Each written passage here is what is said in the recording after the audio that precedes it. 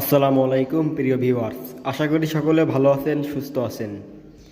আমরা যারা mobile phone ব্যবহার করি এবং যারা পুরাতন মোবাইল ফোন কিনতে চাই তাদের অবশ্যই মোবাইল ফোন কেনার আগে মোবাইলের ব্যাটারিটা চেক করে নেওয়া উচিত। তো কিভাবে মোবাইলের ব্যাটারি চেক করবেন সেটা দেখার জন্য আমাদেরকে প্লে স্টোরে প্রবেশ করতে হবে। তারপর সার্চ বারে গিয়ে লিখবেন ব্যাটারি। এই ব্যাটারি লিখে সার্চ দেবেন। সবাই এই লোগোটি লক্ষ্য করুন, এই লোগোটি দেখে সবাই ডাউনলোড করে নেবেন। আমি ইনস্টল করে দিচ্ছি।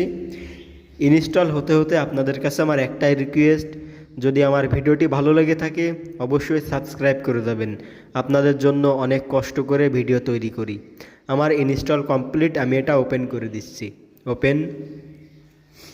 দেখেন আমার মোবাইলের হেলথ মানে স্বাস্থ্য 94% ভালো আছে। তারপর দেখেন হেলথ ইনফরমেশন, এখানে লেখা আছে হেলথ গুড। যদি আপনার মোবাইলের হেলথ খারাপ থাকে তাহলে এখানে লেখা থাকবে ব্যাড মানে খারাপ, গুড মানে ভালো।